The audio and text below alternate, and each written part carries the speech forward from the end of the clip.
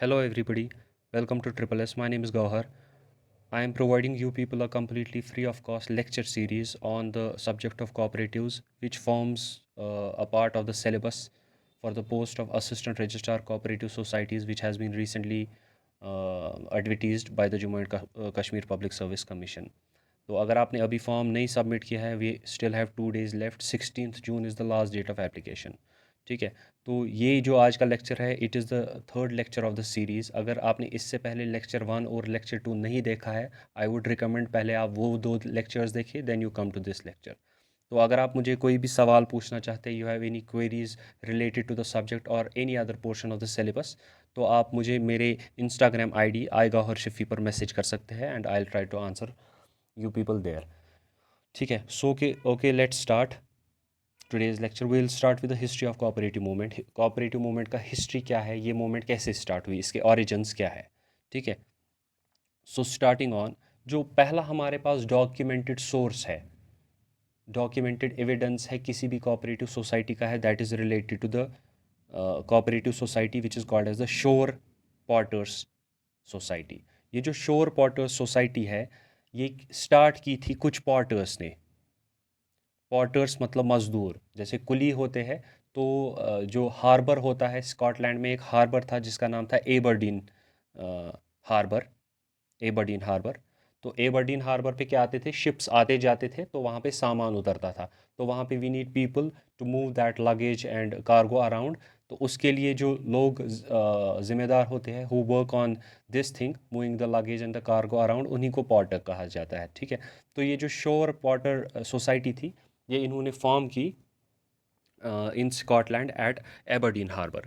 तो it was established in the year 1498. ठीक है. 1498 में ये एस्टैब्लिश फाउंड किया गया. It is around 6 years after जब कोलंबस ने डिस्कवर किया अमेरिका इन द ईयर 1492. ठीक है. उसके 6 साल बाद ये फॉर्म हुई इन स्कॉटलैंड. तो this is one of the earliest documented क्या कहते हैं cooperatives in the world. It is one of the earliest cooperatives जिसका हमारे पास डॉक्यूमेंटेड एविडेंस है.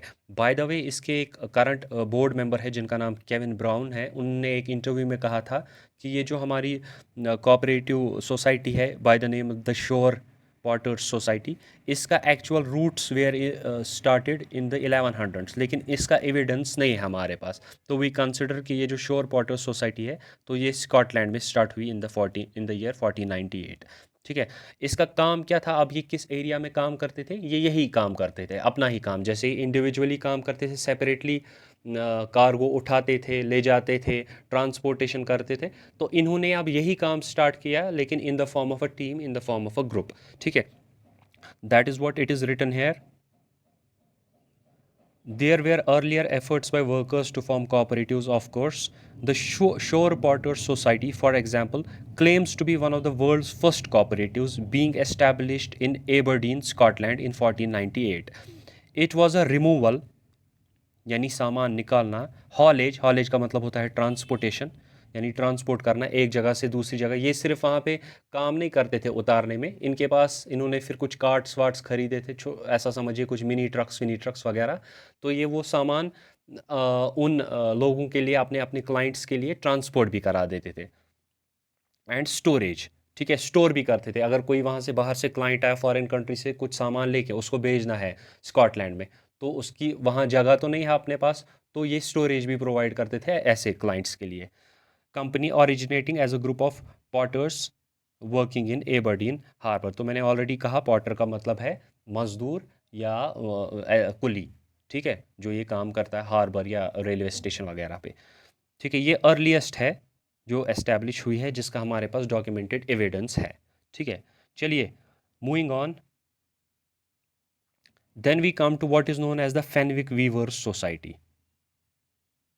ठीक है. फेनविक्स वीवर्स सोसाइटी क्या थी? It was a professional association. कुछ लोग इकट्ठा आए. It was created at a village जिसका नाम था फेनविक, जिसका नाम अभी भी बाय द वे फेनविक ही है. ये एक जगह है ईस्ट एशायर स्कॉटलैंड में. It was formed in the year 1761.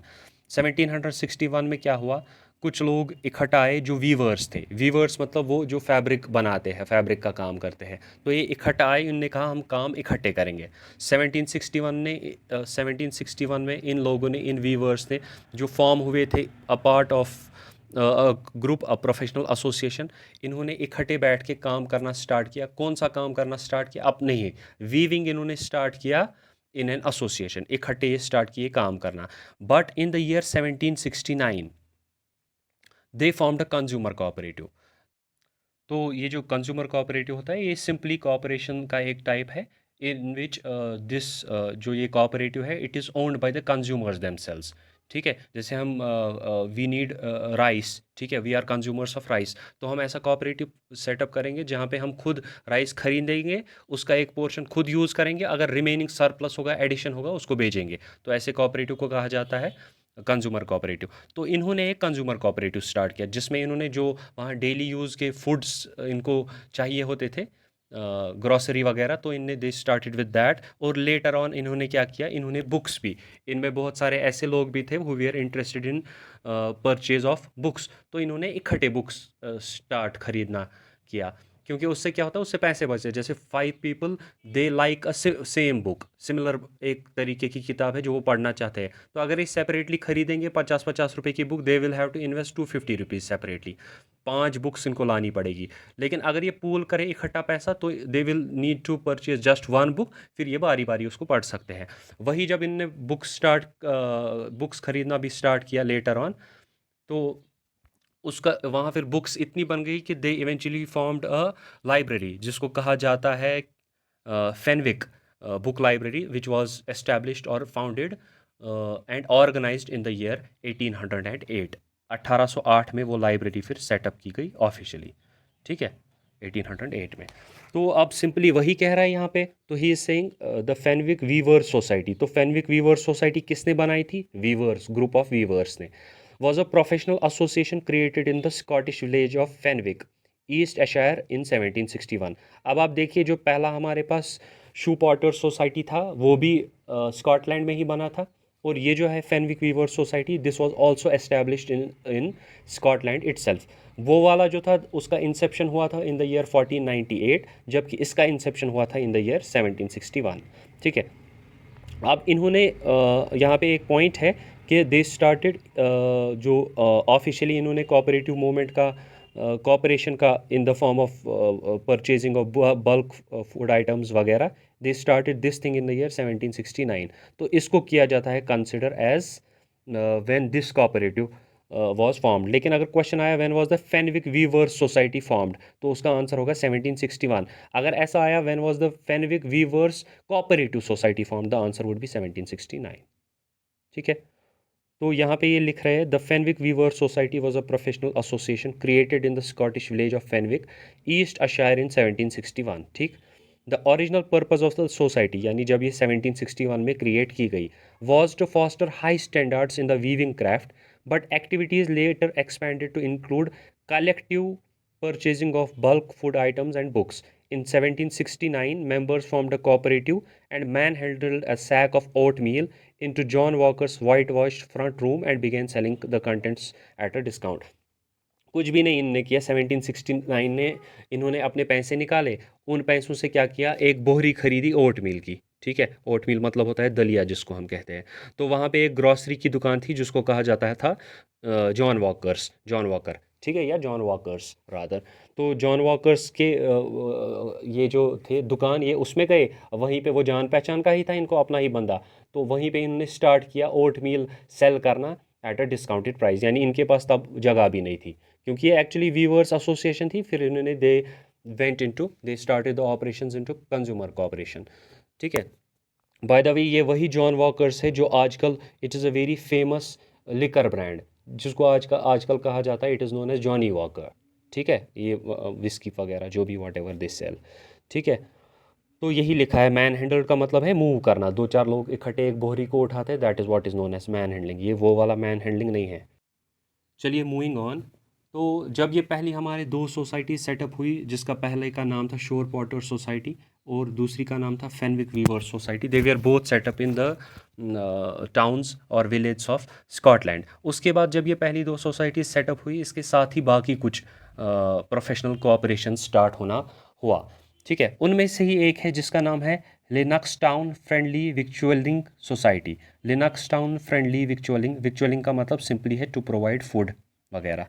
ठीक है, तो Lennoxtown friendly victualling society was founded in the year 1812। ठीक है,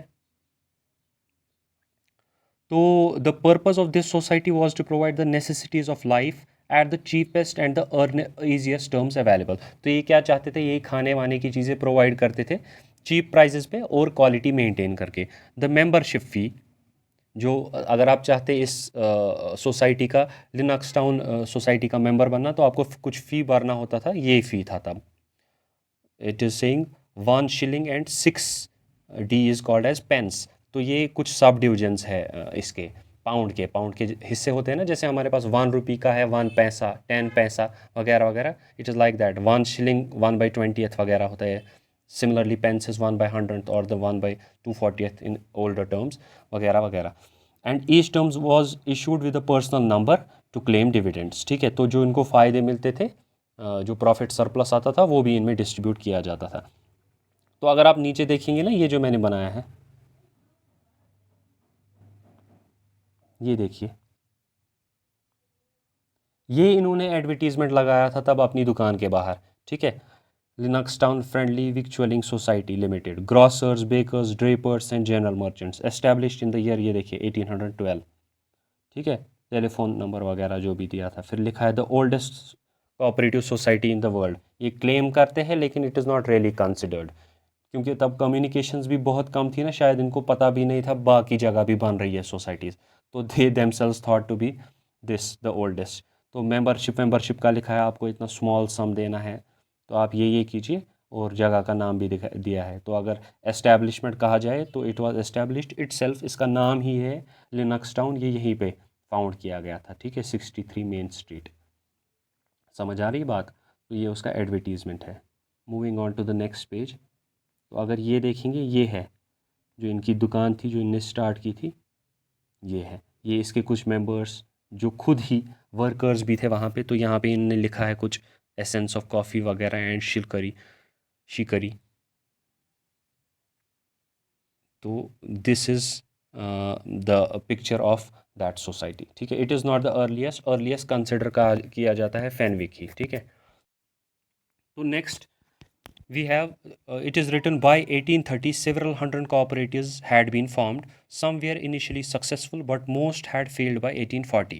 It was not until 1844, this is a very important date, when a cooperative society established the Rochdale Principles.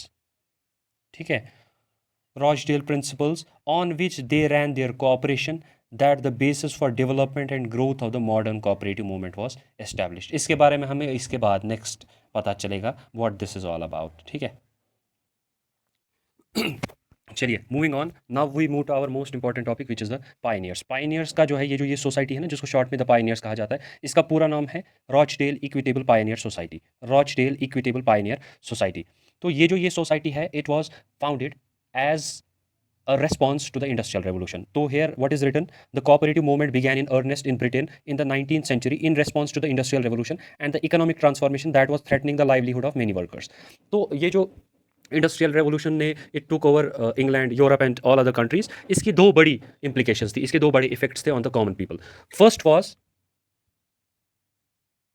The first one was economic. कहने का मतलब ये है, it means कि बहुत सारे वर्कर्स ने दे लॉस्ट देयर जॉब्स। ठीक है, इनको काम करने का कुछ भी ये नहीं मिल रहा था। They we are not getting any options to work anywhere because most of the industries they we are controlled by the capitalists. Capitalist ने क्या किया, हज़ारों हज़ारों वर्कर्स को 10-10 मशीन से रिप्लेस किया। और दूसरी चीज़ इसी के साथ इन द सेम कॉन्टेक्स्ट, कि अगर अब किसी को जॉब वहाँ मिलती भी थी इंडस्ट्रीज़ में, तो he had to toil very hard. आपने पढ़ा होगा बचपन में भी किताबों में, after the industrial revolution they were made to work, the workers were made to work for 14 to 18 hours a day. That was too much and we are paid very less wage. This was one. Second जो था, अब industrial revolution से क्या हुआ, it started a rat race among the industrialist among the capitalists को। Capitalist सब लोग क्या लगे थे, एक दौड़ में लगे थे कि हम ही को ज़्यादा प्रोड्यूस करना है, and because they started exporting their goods to outside as well ना, उसकी वजह से ये क्या चाहते थे, रॉ मटेरियल बहुत सारा हो, जिसकी वजह से फिर ये आउटपुट या अपना प्रोडक्शन ज़्यादा ज़्यादा बढ़ा सके। अब देखिए पीछे से तो रॉ मटेरियल लिमिटेड होगा, दैट्स अ कांस्टेंट वैल्यू, तो इन्होंने क्या किया स्टार्ट, जैसे in the field of food production they started what is known as adulteration, food adulteration, मिलावट इन्होंने स्टार्ट की।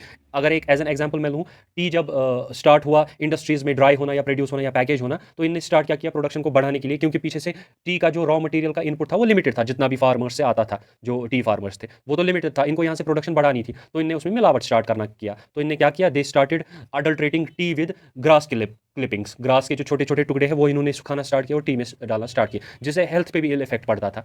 तो ये दो मेन रीजंस है कि कोऑपरेटिव सोसाइटीज स्टार्ट हुई फॉर्म करना majorly in an organized manner after the industrial revolution. ठीक, तो वन ऑफ द अर्लीस्ट जो है after the industrial revolution that was in the year 1844, क्योंकि 1840 में इंडस्ट्रियल रेवोल्यूशन ने टेक ओवर किया था। ठीक है, in 1844 a group of 28 artisans, हुआ क्या, लैंकशायर एक जगह है इन इंग्लैंड, वहाँ का एक विलेज है जिसका नाम है रॉचडेल है, वहाँ के कुछ जो वीवर्स थे वही फैब्रिक मेकर्स, इनिशियली ये 13 आए इकट्ठे, 13 came together for an association to form a corporation. ठीक है, तो जब ये स्टार्ट हुए तो so they came together to form this association of this artisans, जिसमें मोस्टली वीवर्स थे।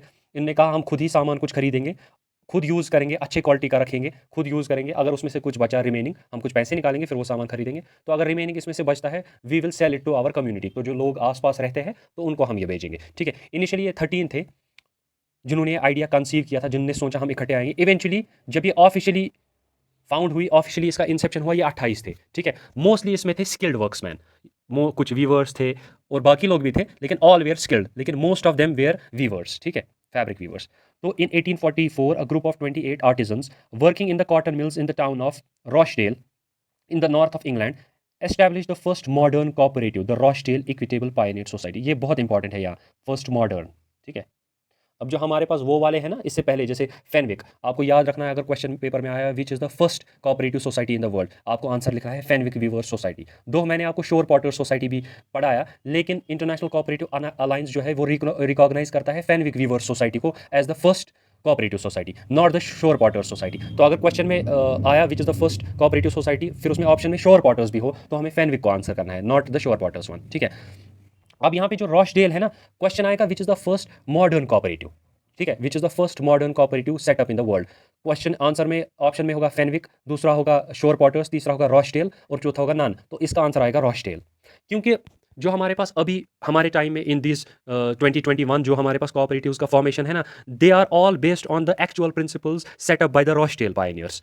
रॉचडेल सोसाइटी ने सिर्फ एक कोऑपरेटिव नहीं बनाया, इन्होंने साथ साथ अपने लिए एक रूल बुक भी फॉर्म किया, एक कॉन्स्टिट्यूशन फॉर्म किया, जिसको कहा जाता है, उस रूल बुक या उस कॉन्स्टिट्यूशन को अंडर विच इन्होंने कहा हम काम करेंगे, उसको कहा जाता है द रॉचडेल प्रिंसिपल्स। जो आज के मॉडर्न कोऑपरेटिव्स है ना, वो भी बाय एंड लार्ज उनमें कुछ चेंज लाई गई फिर बाद में रॉचडेल प्रिंसिपल्स में by the ICA, so that they are compatible with our times. ठीक है, तो इन्होंने वो जो अपना कॉन्स्टिट्यूशन है उसके अंडर काम किया। अब जो हमारे मैं कह रहा हूँ आज के कोऑपरेटिव्स है, they also work on by and large on most of the principles जो रॉचडेल सोसाइटी ने दिए थे, तो इसीलिए इसको कहा जाता है फर्स्ट मॉडर्न कोऑपरेटिव। ठीक है, तो अगर आंसर आया, क्वेश्चन आया sorry, which is the first modern cooperative setup in the world, तो the option first is Shore Potter society, the second option is Fenwick viewers society, the third is Rochdale pioneer society, fourth is none of the above. तो first modern वाला है the Rochdale cooperative society. ठीक,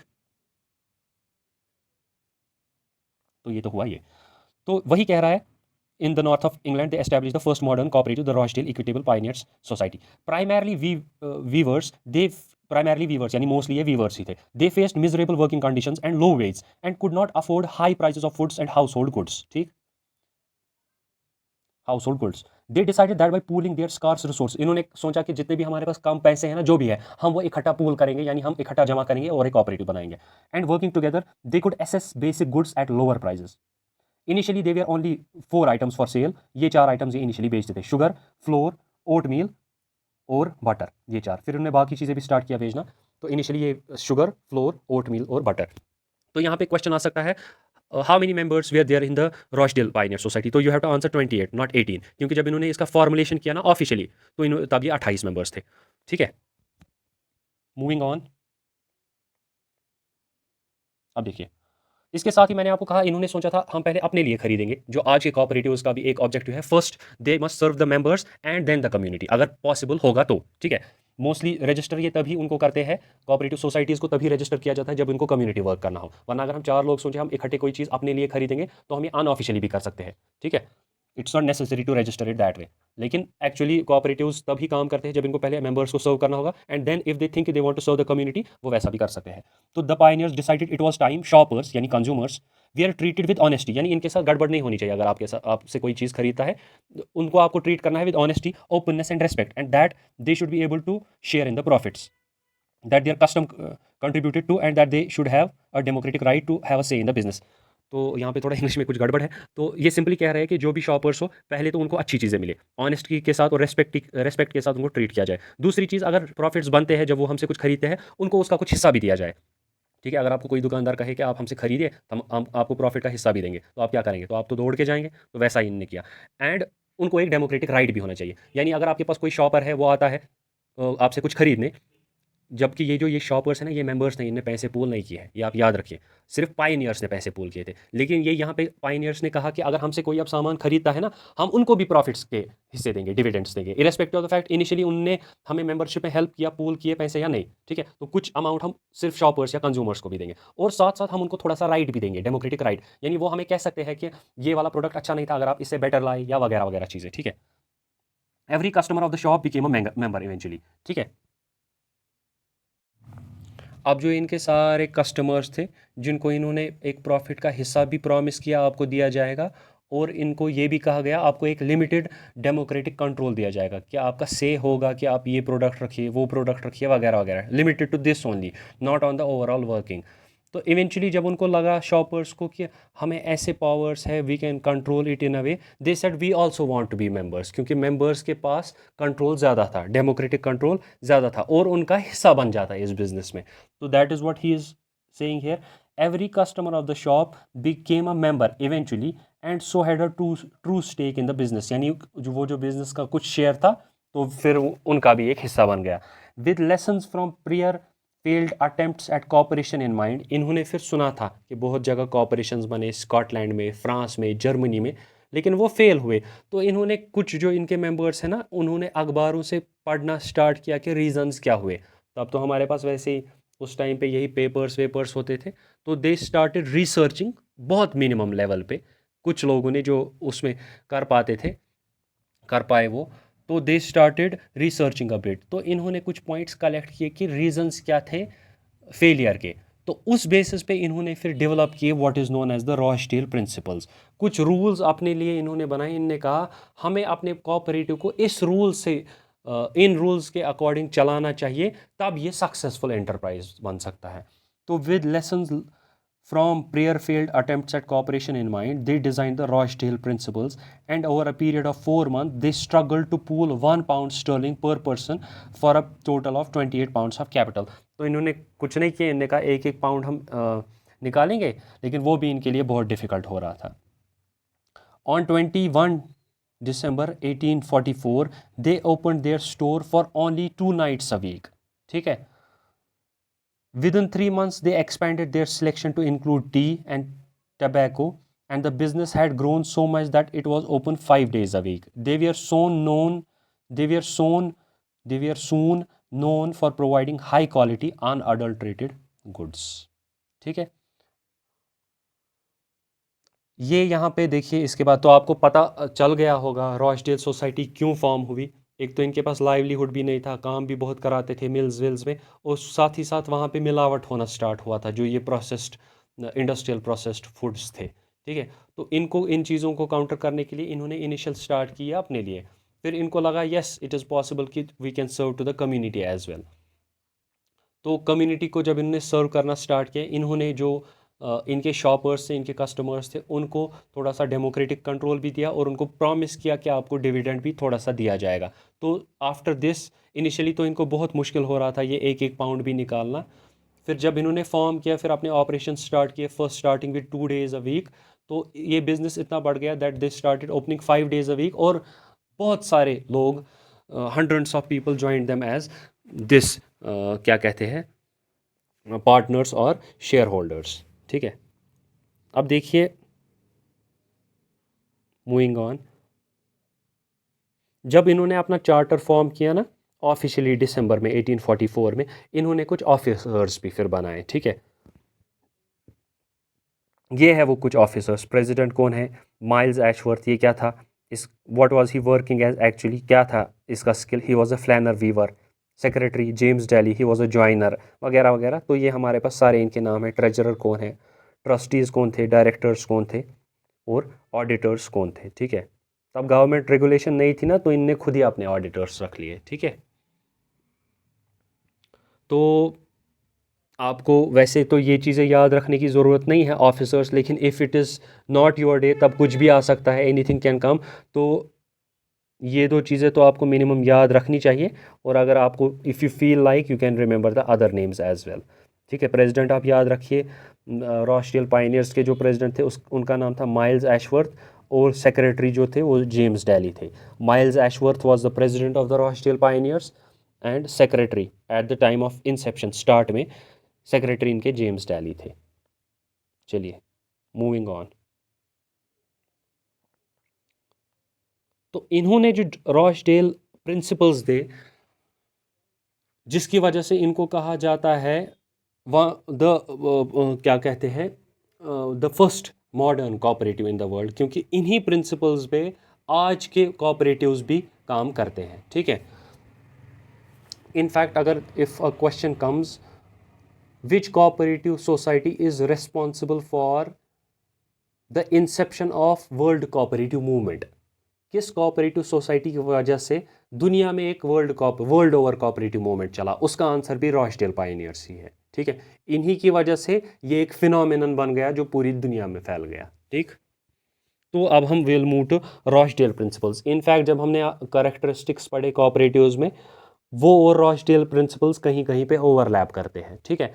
तो they have to work like under these principles, and these principles, some of these principles also form some of the characteristics of the corporate generally of the cooperatives as well. तो जो original cooperative ये Rochdale principles है, Rochdale इसको इस वजह से कहा जाता है जहाँ से ये स्टार्ट हुआ। ये एक वहाँ विलेज था रॉचडेल, लैंकाशायर में, ठीक है। तो पहला तो है the first Rochdale principle is democratic control. हमने ऑलरेडी इसके बारे में पढ़ा हुआ है। डेमोक्रेटिक कंट्रोल का मतलब है इरेस्पेक्टिव ऑफ द शेयर, आपका कंपनी में कितना शेयर है, लेकिन आपका से होगा same as that of anybody else, ठीक है। ये वर्क करेगा as a democracy, that is one man one vote, okay. Second is open membership. Open membership का मतलब है कोई भी आ सकता है, ठीक है। ये लिमिटेड नहीं है कुछ लोगों के लिए, सिर्फ पहले इनिशियली 28 मेंबर थे वही बन सकते थे मेंबर, नहीं। इसका मतलब था कोई भी आ सकता है जो विलिंग था काम करने के लिए, he can be A member, और अगर वो चाहे वो छोड़ भी सकता है। समझ आ रही बात? तो ओपन मेंबरशिप का ये मतलब है। थर्ड है limited interest on capital. Limited interest on capital का मतलब ये है, उस टाइम पे इसका मतलब ये था कि अगर आप कुछ कैपिटल देते हैं ना सोसाइटी को, तो आपको बहुत ही लिमिटेड पैसे उस पे मिलेंगे, यानी आपका interest amount will be very less. समझ आ रही है?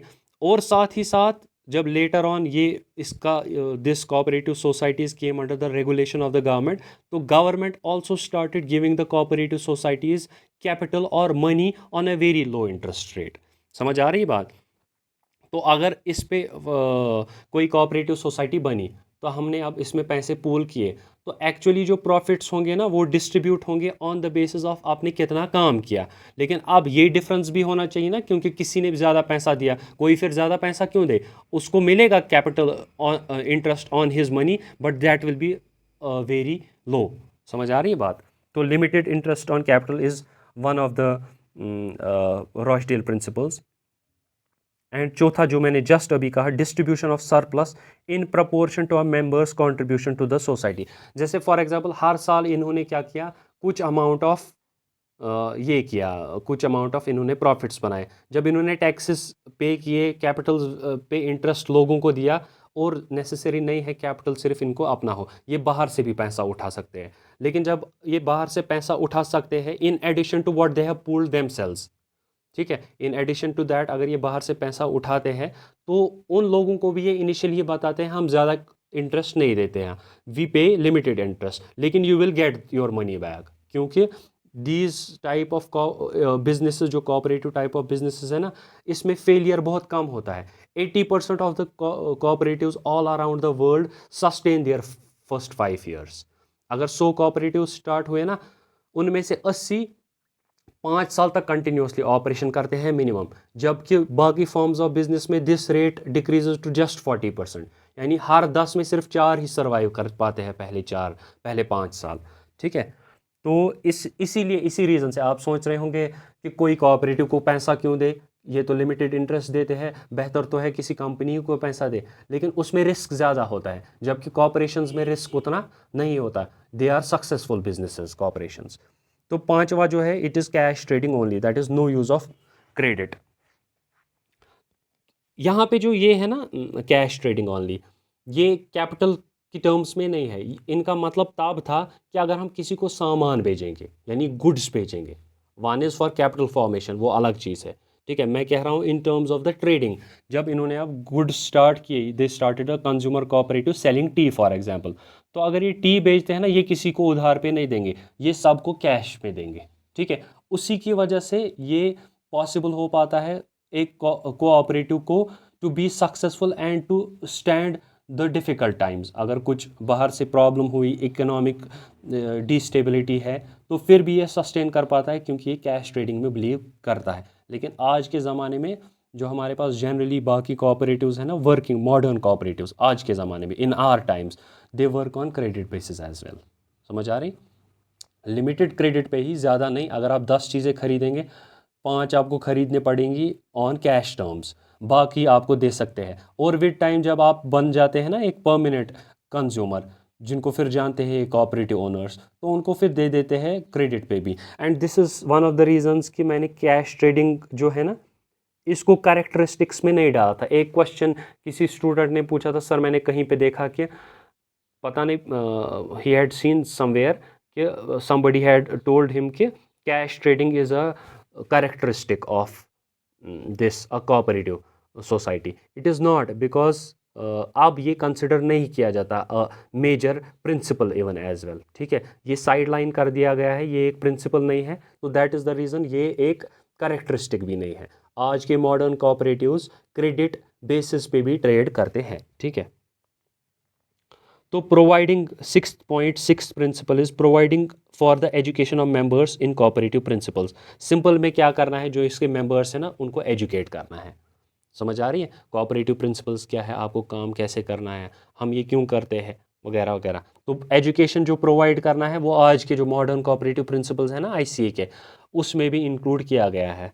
ठीक है, and seventh the most important point is political and religious neutrality. तो इसमें किसी तरीके का दखल अंदाज नहीं होना चाहिए, neither of politics nor of religion. अगर लोग इसमें है ना, ऐसे लोग जिनका रिलीजन अलग है या पॉलिटिकल आइडियोलॉजीज अलग अलग है, तो जब ये ट्रेन करते हैं ना अपने लोगों को, अपने मेंबर्स को, तो ये उनको कहा जाता है कि हम समझते हैं, we respect your political and religious ideologies, we respect your faiths, लेकिन आप यहाँ पे ये डिस्कस मत कीजिए, we have come for some other common good. तो आप you stay intact with your point of views or opinions, but don't discuss these things here. We must keep our cooperative aloof of all this distinction, क्योंकि इससे फिर फूट आ जाती है, it can create a divide between the members, जिसकी वजह से इसकी working पे फिर अफेक्ट पड़ता है। ठीक है, तो ये तो रहा ये।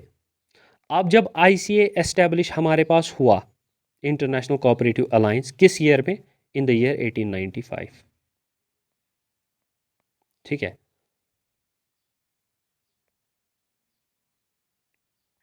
आईसीए जब हमने एस्टेब्लिश किया इन द ईयर 1895, उन्होंने क्या कहा? उन्होंने कहा कि हमें भी एक प्रिंसिपल रूल बुक बनाना चाहिए, जिसमें हम कुछ प्रिंसिपल्स को एनलिस्ट करें, ताकि जो वर्ल्ड ओवर कॉपरेशंस है, या जो हमारे मेंबर कॉपरेशंस है world over, cooperative, sorry not corporations, member cooperatives है world over, they should look and imbibe these principles in their working, यानी उनको यही प्रिंसिपल्स फॉलो करने चाहिए उनके काम में। तो अगर आप देखिए,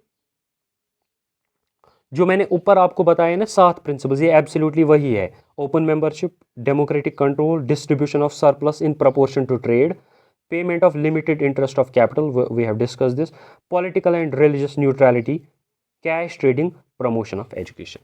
इन्होंने वही सीधे कॉपी किए रॉचडेल प्रिंसिपल्स को इन द ईयर 1937 और इसको आईसीए प्रिंसिपल्स बना दिए, या इनको आईसीए रॉचडेल प्रिंसिपल्स भी कहा जाता है। अब इन्होंने सिर्फ एक चीज़ चेंज की, वो ये है इन्होंने इन प्रिंसिपल्स को ग्रुप किया इनटू टू, दो ग्रुप्स में इनको बांट दिया इन 7 प्रिंसिपल्स को। ठीक है, पहले ग्रुप में 4 रखे और दूसरे ग्रुप में 3 प्रिंसिपल्स रखे। ये जो पहला ग्रुप है जिसमें open membership, democratic control, distribution of surplus in proportion to trade और payment of limited interest on capital आता है, इसको कहा जाता है बेसिक प्रिंसिपल्स।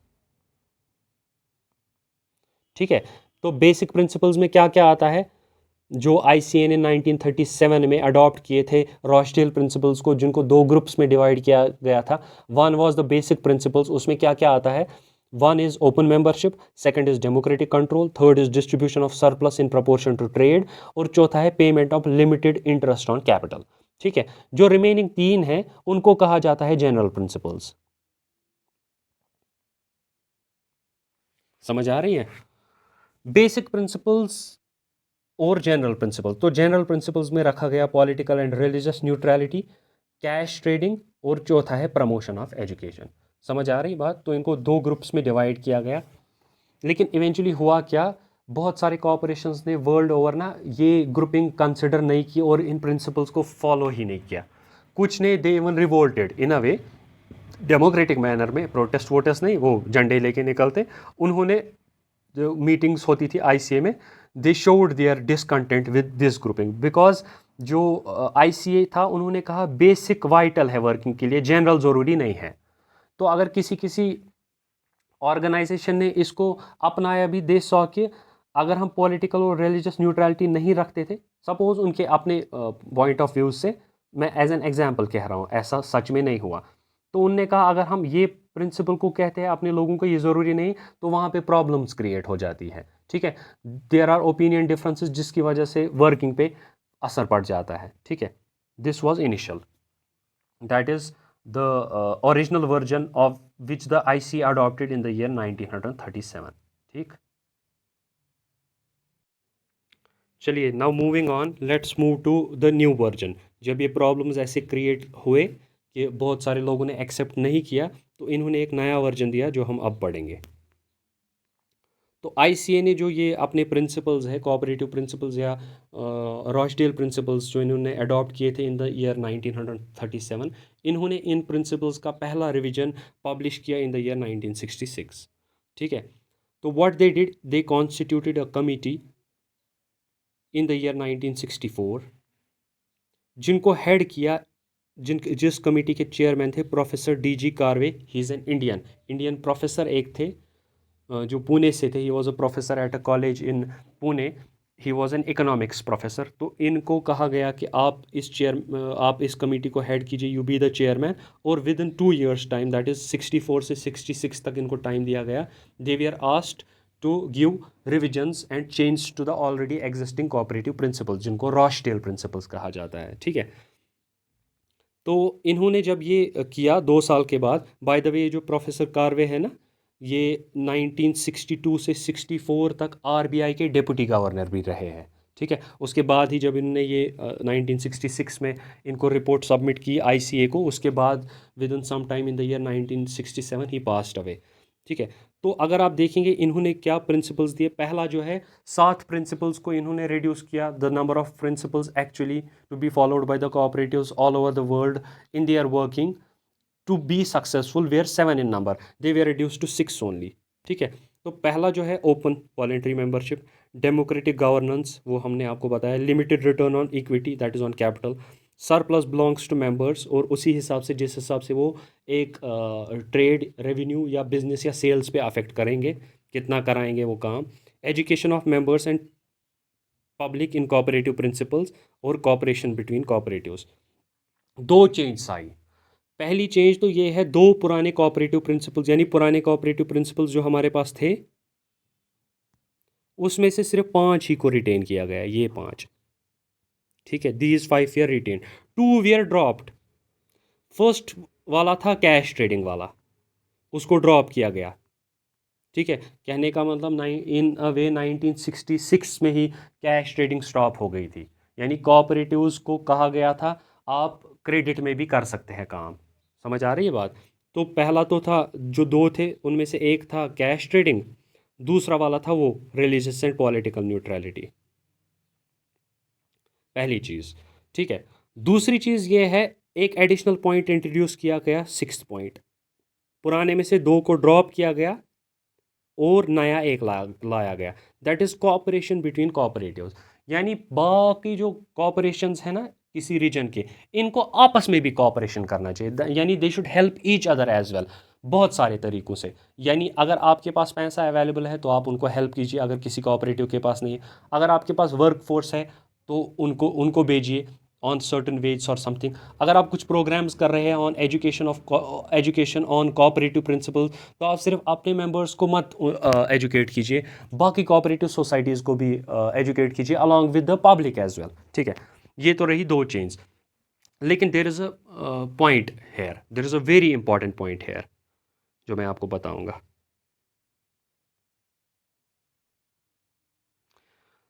वो पॉइंट ये है कि ये जो दूसरा पॉइंट इनने ड्रॉप किया, कौन सा पॉइंट, इनने क्या क्या चीज़ें ड्रॉप की in the first actual Rochdale principles? One is cash trading, दूसरा इन्होंने रिलीजियस और पॉलिटिकल न्यूट्रलिटी वाला ड्रॉप किया। लेकिन द इम्पॉर्टेंट पॉइंट इज़, जब इन्होंने इन आईसीए रिविजन्स का एक्सप्लेनेशन दिया, ये शॉर्ट में है ना, इनने फिर डिटेल आउट किया इसका मतलब क्या है। अगर आप कोई भी लॉ पढ़ते ना, पॉलिटिकल साइंस में पढ़िए, फिर उसका मतलब होता है स्टेट का मतलब क्या है, गवर्नमेंट का मतलब क्या है। सेम इज़ द केस है, ये मत सिर्फ ऐसे बच्चों की तरह 6 प्रिंसिपल्स को ऐसे ही एक पैम्पलेट पे पब्लिश करके भेजेंगे या एक पोस्टर पे। They give detailing each time, जब भी रिविजन्स आते हैं दे डिटेल आउट। समझ आ रही है?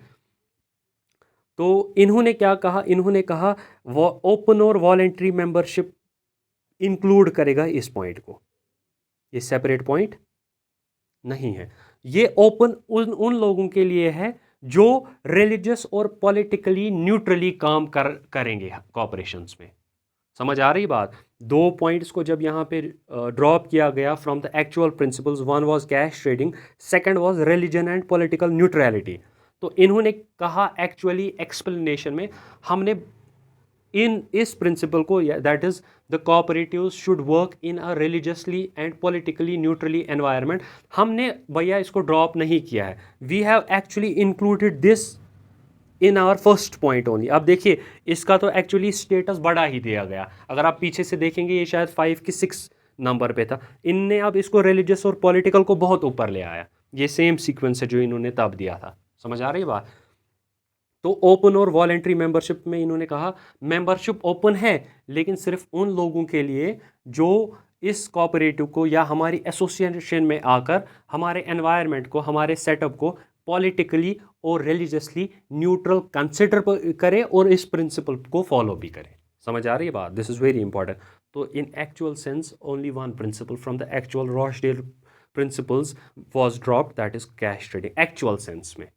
ठीक है, अब अगर हम पॉइंट के हिसाब से देखें तब दो को ड्रॉप किया था। ये क्वेश्चन नहीं आएगा क्या ड्रॉप किया गया, अब अगर आया भी तो you will have only one, that is cash trading. अब अगर दो का आया देन यू विल हैव एक ऑप्शन होगा cash trading comma political and religious neutrality, that is a very rare case, you will find only this. तो the only principle that was dropped from the actual Rochdale principles in the first revision of the ICA 1966, which was that was cash trading. ठीक है, which was the new principle introduced? It was cooperation between cooperatives. ठीक है, how many principles were there in number in the 1966 revision? They were 6 in number. ठीक है, in the actual list, Rochdale list adopted by ICA in the year 1937, how many principles were there? They were 7 in number. ये याद रखनी है ये चीज़ें। पहले वाले अडॉप्शन में 1937 में 7 थे प्रिंसिपल्स, पहले रिवीजन में, लेकिन दूसरा अडॉप्शन है ये। समझ आ रहा है? समझ आ रही है? तो 1966 में जो पहला रिवीजन हुआ उसमें कितने प्रिंसिपल्स थे? उसमें 6 प्रिंसिपल्स थे। और उसके चेयरमैन कौन थे उस कमेटी के? वो प्रिंसिपल्स के चेयरमैन नहीं है, वो उस कमेटी के चेयरमैन हैं जो कॉन्स्टिट्यूट की गई फॉर द रिवीजन। ठीक है, उनका नाम था प्रोफेसर डी जी कार्वे। समझ आ रही है? चलिए मूविंग ऑन।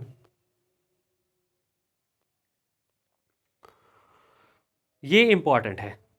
करंट रिवीजन जो हुआ है ना, लास्ट रिवीजन हुआ इन आईसीए प्रिंसिपल्स का, लॉज को हमेशा हमें चेंज करना ही पड़ता है because they have to be compatible with the current scenario. समझ आ रही है? तो आज के रूल्स के हिसाब से ताकि लोगों को फ़ायदा मिले, उस हिसाब से we have to amend the laws a bit. तो लास्ट का रिवीजन जो हुआ 1995 में हुआ आईसीए प्रिंसिपल्स का, करंट वर्जन यही है, ठीक है, 1995 वाला।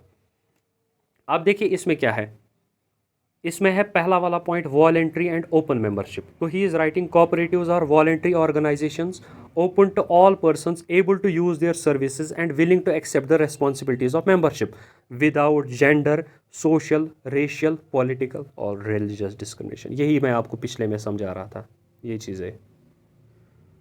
यानी ओपन मेंबरशिप सिर्फ ये उन्हीं लोगों के लिए है जो without gender, social, religious and political discrimination के साथ, विदाउट ऑल दिस डिस्क्रिमिनेशन, वो मेंबरशिप ले और अपनी रेस्पॉन्सिबिलिटीज़ ले और अपना काम करे।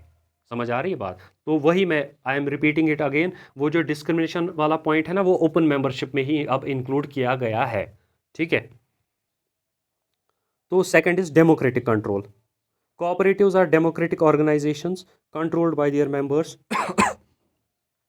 who actively participate in setting their policies and making decisions. Men and women serving as elected representatives are accountable to the membership.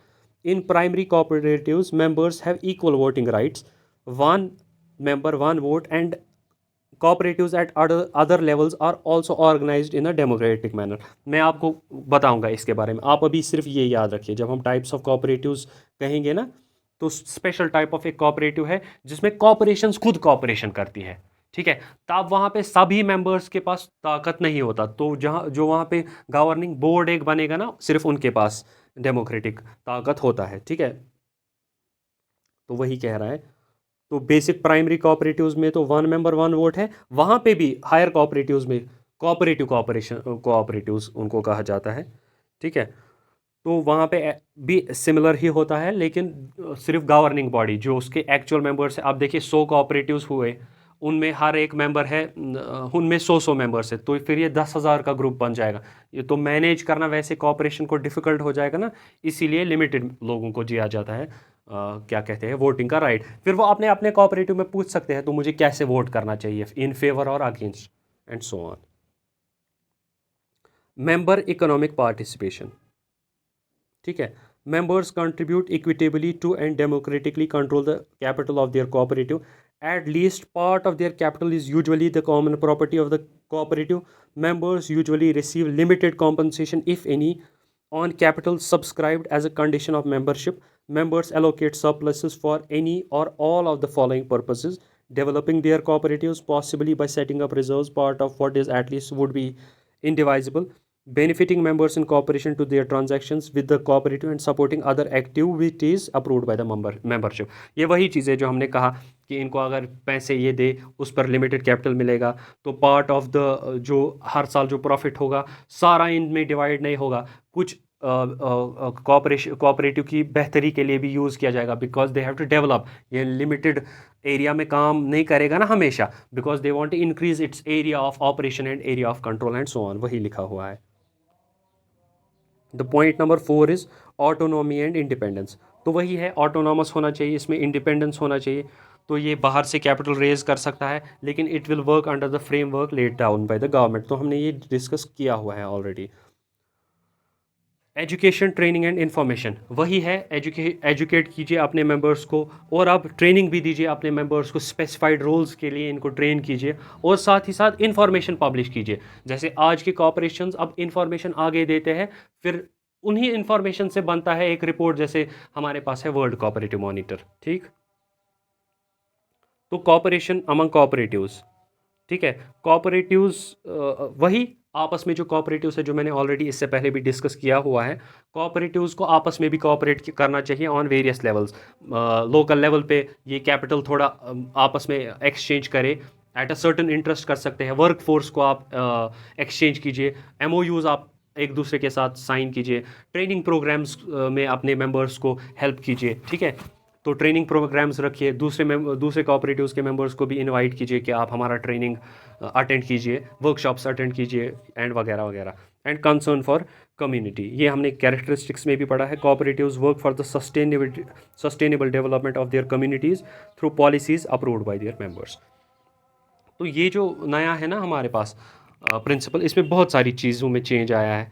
तो ये है, जैसे for example this is something new, same is the case autonomy and independence. तो कुछ चीज़ें पीछे से drop की गई है, कुछ चीज़ें ऐड की गई है, लेकिन जो हमारे पास अभी प्रिंसिपल्स है they are again 7 in number. ये आपको याद रखना है। How many cooperative principles are there, इतना ही क्वेश्चन है, द आंसर इज 7। समझ आ रही बात? तो देयर आर 7 कोऑपरेटिव प्रिंसिपल्स। अगर आप आईसीए की वेबसाइट पे भी जाएंगे तो आप वहाँ पे यही 7 प्रिंसिपल्स को देखेंगे। ठीक है, तो I think this is enough for today. तो I end up wind up the lecture here only. तो अगर आपके कुछ भी क्वेश्चंस है, you have any suggestions, you have any queries, और यू हैव एनी क्या कहते हैं confusions in about today's lecture और एनी अदर प्रीवियस लेक्चर्स, तो उसके लिए आप क्या कीजिए, सिंपली कमेंट्स में अपने कमेंट सेक्शन में जो कमेंट सेक्शन जो है उसमें आप अपने कमेंट्स को पोस्ट कर सकते हैं। I will go through all those comments, लेकिन रेलिवेंट क्वेश्चंस डालिए, ऐसे क्वेश्चंस मत डालिए which are abstract in nature. Same is the case अगर आप मुझे कुछ पर्सनल सजेशन मुझसे लेना चाहते हैं about the exam, or you have any other problem, any other query related to the subject or the examination as a whole, or in related subjects like history, polity, geography and all, you can message me on my Instagram ID, which is igauharshafi. So I'll end up it here only. I'll take your leave for now. We'll connect back tomorrow. Have a nice day, have a nice time, have a great time, take care.